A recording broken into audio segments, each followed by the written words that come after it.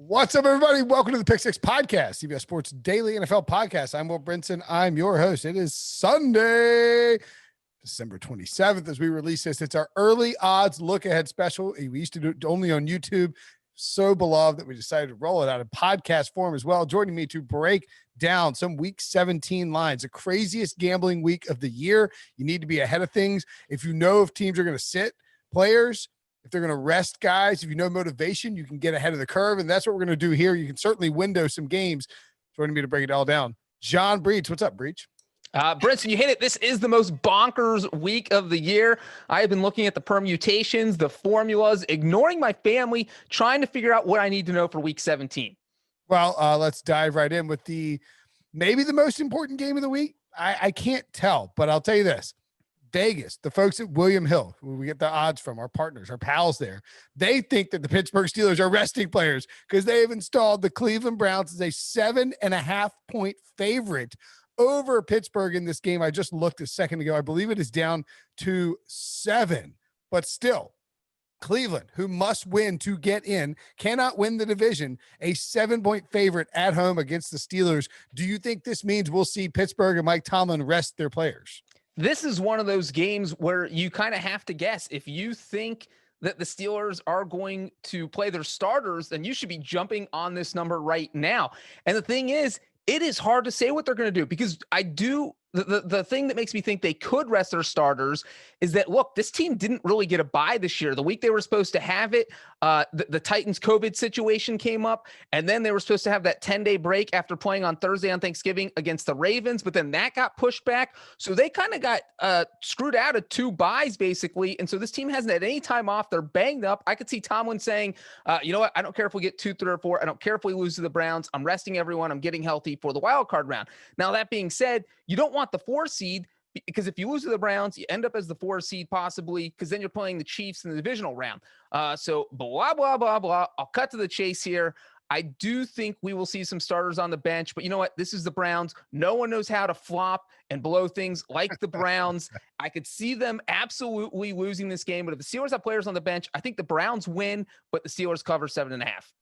Mike Tomlin, after the win over the Indianapolis Colts to seal the division, coupled with actually didn't even matter if the Browns lost, said, asked about sitting players, said, we'll ponder those possibilities in the morning. Tonight, we're going to wear our hats and t-shirts. Reminder, in 2017, the Steelers were locked into one of the top 2 seeds. They then went and rested their players despite being 1 game back of the Patriots to potentially get that number 1 seed because they didn't think the Patriots would lose. Understandable. You want to get the rest. You want to get the bye.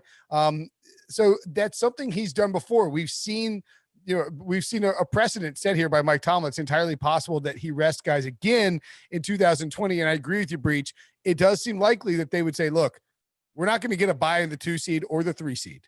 As long as we do the math and we can avoid Kansas City in the second round of the playoffs by not getting the 4 seed, and then it's not even guaranteed to avoid them anyway. That's just how it works out. But you don't want to be the 4 seed. I agree with you. I think they'll probably rest some guys and say, we need to get Big Ben. Like, we don't want Big Ben throwing the ball 50 times. Maybe they play a quarter. Maybe I don't know. We'll see. Wouldn't be surprising at all if they rested guys. And that's why Cleveland is such a hefty number. If you, for some reason, think the Steelers are playing everybody the whole game because they want to get that second home playoff game, by all means, hammer the Steelers +7 because that's pretty good value. I'm not laying 7 with Cleveland, even against Mason Rudolph. They just lost to Sam Darnold. Like, they can screw this up, as you point out. It's not a guarantee by any stretch of the imagination. So I would lean Steelers there with the points, thinking you probably get a better number later in the week. Ravens -11.5 at the Bengals. The Ravens are in a must-win situation. Is it Brandon Allen? Is it Ryan Finley? Are these the guys who can save the Colts? Could Ryan Finley rise up and save? No, probably not. But the Bengals, winners of 2 straight, Breech, huge dogs at home. They played spoiler in this role before. Are you surprised? Yeah, they have made the spoiler role famous, especially against the Ravens in Week 17. We saw Andy Dalton do it when he sent the Bills to the playoffs a few years ago. Everyone in Buffalo remembers that. And you know what here? This is a lot of points. The Bengals have won 2 games in a row. They beat the Steelers. They beat the Texans as a 7-point underdog. And Brinson, you want a crazy stat?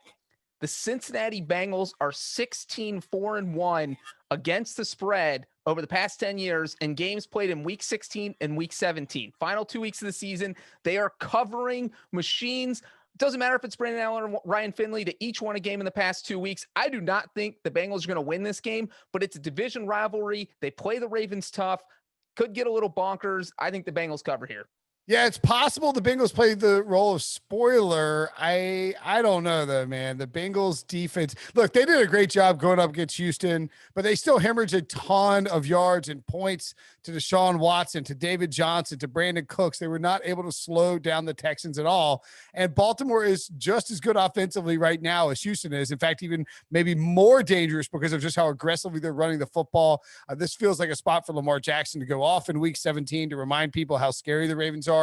And the Ravens are substantially better than the Texans are on defense. So I will probably take the Ravens here. They've been clobbering bad teams. I know the Bengals play spoiler, but I think the Ravens are just a mismatch for a Cincinnati team that needs to be playing somebody who's bad on defense, or the Steelers in apparently Monday Night Football. But understandable that you would take the Bengals there, and I'm not surprised by it. Jaguars at the Colts. The Colts. Oh, my Colts. Oh, they're in trouble. They have to win this game against the Jaguars and need one of Miami, Baltimore, Cleveland, or depending on what happens on Sunday Night Football, Tennessee, to lose in order to get into the playoffs. It is a tough spot for Indianapolis. They can't come out flat, although I wouldn't be surprised if there's a little bit of a hangover after they gagged away a huge lead to the Pittsburgh Steelers on Sunday. Do you like the Colts as 14-point favorites over the Jaguars?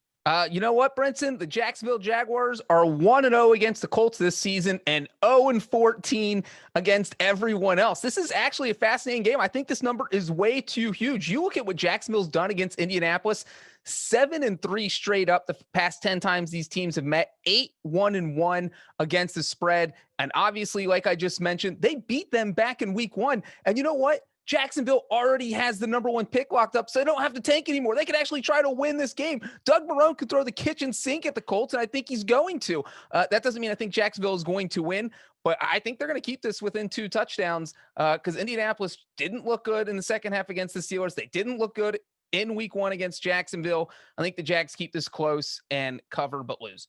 We'll take the Colts here, and I think the number is too low. Indianapolis looked awful. Pittsburgh played really well in the second half. They were slinging the ball down the field. They haven't done that in like 6 weeks. I don't know where that came from. Apparently Big Ben gave some motivational speech at halftime. He was like, nobody's having fun out there, gosh darn it. And everybody started getting downfield and he started winging the ball around. I honestly don't know where it came from. The Colts were stifling the Steelers the entire first half. Then you could just feel that onslaught coming on. I do think that when you look at Jacksonville, I mean, Mr. Trubisky and David Montgomery just did whatever they wanted against him. And I don't think Phillip Rivers is just going to light up the scoreboard here, but I do think they'll feed Jonathan Taylor a ton of balls. He's going to run the ball down the throat of the Jacksonville Jaguars, and you see the Indianapolis Colts win this one in pretty handy fashion. 14 is a ton, and I don't know that they'll run the score up per se, because that's not really what the Colts do, and it much to their detriment on Sunday. But I don't know if I can take anything with the Jaguars getting points here. They just are a bad football team, the worst football team in professional football, actually. Cowboys at the Giants. Your Cowboys, the Breech Bot 2000, 3000, still, you got a gray shirt on. That's the Cowboys. The Cowboys are still alive in the playoffs. Now they need the Eagles to beat Washington, and they need to beat the Giants in order to take the division down. But things are kind of shaking favorably their way. Andy Dalton playing really well. Amari Cooper, Michael Gallup, CeeDee Lamb, huge games. All 3 of them had huge games on Sunday. And now the Cowboys are a pick 'em at the Giants. Your thoughts, Breech? Brinson, my thoughts are that I have been riding the Cowboys bandwagon all year. I refuse to get off. I am the president of the Andy Dalton fan club. And as you said, Jerry Jones paid enough money to have me turn into a half cyborg known as the BreechBot 2000/3000, who always picks the Cowboys. Now, you know what? That didn't work too well at the beginning of the season because they started off 0-8 against the spread. Last 7 games, they're 5-2 against the spread. They've won 3 straight games. This team is hot. As you said, Andy Dalton's gotten comfortable in this offense. Michael Gallup had a huge game. And you know what? The first game Andy Dalton ever played for the Cowboys, it was against the Giants after Dak Prescott got injured. He came out, worked some of that patented Andy Dalton magic that I love to see, and led Dallas to a 37-34 win. I think he's going to do it here. I am going to take the Cowboys. Yeah, I'll take the Cowboys here as well. This Giants team is beat up. Daniel Jones came back, played against Baltimore, didn't do a whole lot. Obviously, it's a much tougher defense than what Dallas will offer. But I think that what you've seen from the Cowboys is a willingness to throw the football and to, I can't believe I'm saying this, but feature Andy Dalton. And by doing that, what you're doing is you're like, they went away from, now they got lucky because Fletcher Cox went out in that game against the Eagles and the Eagles defense just crumbled. Dallas took off. If they try to run against the Giants and just feed Zeke Elliott in that game, I think they'll lose. If they're willing to let Andy Dalton throw the ball and be aggressive, throwing the ball early and often and utilizing Gallup and Cooper, avoid James Bradbury, get it to CeeDee Lamb. These are your weapons. Get the ball in their hands. I think they can beat them. I don't think the Giants can keep up. And I think we could see Dallas turn Daniel Jones over once or twice in that spot. I would also take the Cowboys here. Obviously, motivation, not a concern. Both teams still in the playoff hunt, depending on how this shakes out. And of course, depending on how Washington does against the Eagles. Washington's still the leader in the division, but they are headed to Philadelphia to face an eliminated Eagles team. However, Dwayne Haskins benched in the second half of an embarrassing loss to the Panthers on Sunday, and then refused to speak with the media members and could not be tracked down by Washington PR to ever talk to media members. So there's a lot going on there. It does seem like he might just be like, nah, I'm out, and let Taylor Heineke play against the Eagles on Sunday. But I don't know if that's a bad thing, Breech. In Haskins' defense, I will say, apparently the story there is that the Haskins thought he could go home because Heineke was going to be speaking to the media. And so he didn't think he had to. And then he was driving home. They couldn't get a hold of him because he's driving the car, being smart. And then he did do a Zoom call with the media from his house in the most 2020 move ever. But as you said, from the strip club. There's no better place to Zoom than from the strip club. Obviously. Every other place is better. Okay. But Brinson, look, we don't know who the starting quarterback's going to be for Washington. Is it going to be Dwayne Haskins? Is it going to be Taylor Heineke? Is it going to be Alex Smith? We have no idea. But for me, it actually doesn't matter. I'm taking Washington no matter what. And here is why. It's their defense. It's their defensive line. Jalen Hurts going against that line. I think they are going to eat him alive. He struggled against the Cowboys defense. Cowboys have one of the worst defenses in the NFL. If you cannot score points on the Cowboys, you are not going to score points on Washington. I think this will be low scoring, but I think Washington ekes it out. Yeah, if Jalen Hurts is forced to drop back and throw 30 or 40 times, he's going to be in a lot of trouble. He'll take a lot of sacks. He'll hold the ball a little too long, and he's got quite a little bit of a bad fumbling habit. So I could see Washington generating some turnovers inside the red zone. With the Eagles backed up, I could see them really limiting what Jalen Hurts does. Doug Peterson's done a nice job calling plays. Hurts has looked really good, but I will take Washington here as well. I think they can go out there, win on defense. They should get Terry McLaurin back. You almost wonder, did they take it easy with Terry McLaurin in this game, sit him down and say, look, we got to have him for week 17. Cause it doesn't matter week 16 it would be great to win. We can eliminate two teams, but we got to have him for week 17 because that's a must win game. And so I tend to think that it's possible they decided to do that. And ultimately they will get him back and potentially win the division, which would be quite the story. Cardinals at the Rams. Loser leaves town match, maybe. Not necessarily. The Bears win, and if the Bears win, then this becomes an elimination game because the Bears would be in and the loser of this game would be out. Huge game.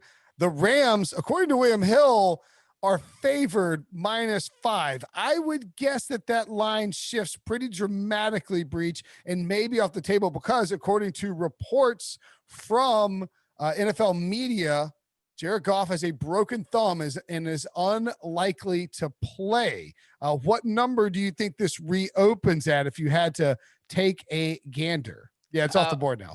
Well, it's a funny thing because taking Jared Goff, I don't think it's going to hurt the Rams as much as people might think. We've been questioning Goff all season and how pivotal, how much he means to this Rams offense. I think it'll drop to probably 2 or 3. It's a quarterback. You lose a starting quarterback, it's definitely going to drop. I still think the Rams will be favored. I think that number goes down to 2 or 3. You think it goes down more? I think the Cardinals will be slight favorites in this game. I think the only reason to me that the Rams stay favored, it might even drop down to 1, is that it is in Los Angeles, number 1, and the fact that Sean McVay has never lost to the Cardinals in his coaching career. He is 7-0 straight up. He is 6-0-1 against the spread, and that's not because of Jared Goff. That's because he knows how to attack the Cardinals defense. He knows defensively what you need to do to slow down Kyler Murray. They swept Kyler Murray last year. They beat him once this year, so 3 of those 7 wins are against Kyler Murray and Cliff Kingsbury. And so I think McVay is kind of the key here. And obviously, we know nothing about John Wolford, the Rams backup quarterback. He has never thrown an NFL pass. AAF superstar. AAF superstar might come in there and be the next Tom Brady. He might Wally Pipp. What if we got no idea? We might have Carson Wentz 2.0 on our hands, where all of a sudden his contracts and Jared Goff's contracts and albatross. I do agree with you though. Like the matchup for the Rams, you can put Jalen Ramsey on DeAndre Hopkins. And then Aaron Donald is just a thorn in the side of Kyler Murray. If the Rams had done anything offensively against the Seahawks on Sunday, they would have won that game. Their defense did a great job holding up its end of the bargain, and the offense just could not get going. I think they'll be able to do a little bit more offensively. I hope that it becomes Arizona favored and we can flip that and take the Rams. So obviously there's a whole lot of moving parts in terms of week 17 lines. Make sure and listen to the podcast every day. It's in your feed. You can check it out. We'll have updates on injuries, what the lines are doing. We'll be talking about it throughout the week. For John Breech, I'm Will Brinson. See you guys later.